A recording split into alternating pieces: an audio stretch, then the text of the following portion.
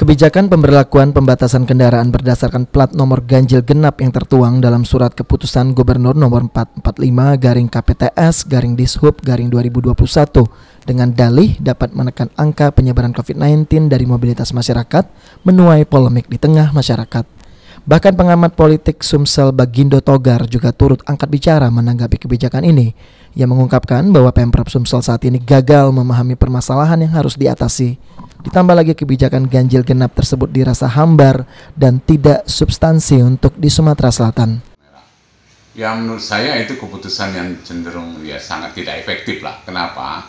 Itu kebijaksanaan yang bersifat tidak langsung di tengah masih tingginya penyebaran dan penularan ini yang melakukan kebijakan langsung dari pemerintah provinsi atau pemerintah kabupaten kota lainnya. Kenapa begitu? Supaya terukur, teruji bahwa efektif upaya-upaya tadi untuk melandaikan tingkat penularan dan penyebaran virus corona tersebut. Itu ya buatlah kebijakan-kebijakan yang inovatif, yang ada hubungannya secara substansial sehingga dapat diukur kelak apa yang sedang dilakukan. Sementara itu, Gubernur Sumsel Herman Deru menegaskan kepada masyarakat bahwa terkait aturan tersebut yang telah ditandatanganinya secara langsung hingga saat ini belum berlaku. Mengingat sifat dari aturan ini masih general, yang semata-mata baru sekedar untuk payung hukum bagi pemerintah kota, Dishub maupun pihak kepolisian untuk melaksanakan tugas-tugas pembatasan. Ditambah lagi aturan pemberlakuan pembatasan kendaraan berdasarkan plat nomor ganjil genap ini masih dalam tahapan kajian dan sosialisasi. Pergubnya baru kemarin kutekan itu belum berlaku hari ini, baru kutekan kemarin, maka ini sifatnya general. Bahwa gubernur menekan untuk payung hukum bagi wali kota, bagi dishub, bagi polisi di Sumsel ini melaksanakan tugas-tugas pembatasan.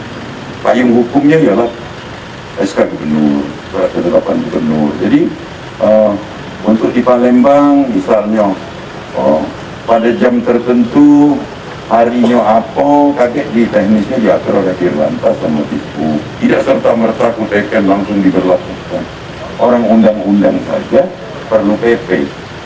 Nah kalau pergub ini perlu SK Gubernur ini perlu kajian teknis, keputusan teknis yang dibuat oleh dinas teknis. Herman Deru juga berjanji apabila dalam pelaksanaan kebijakan tersebut tidak berjalan efektif, maka kebijakan pembatasan kendaraan berdasarkan plat nomor ganjil genap otomatis langsung dicabut. Aku dan kamu itu campur. Kalau apa lagi ini tidak efektif, misalnya tidak efektif, tapi kita belum bisa ini menjustifikasi bahwa ini tidak sukses. Nyatanya di Bogor bisa sukses, nyatanya di Bogor.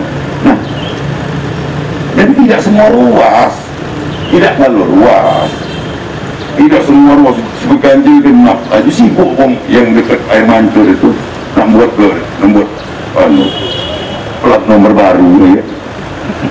Kira-kira begitu, kita paham ini. Jadi Sandi, Okta Alfarizi, PAL TV.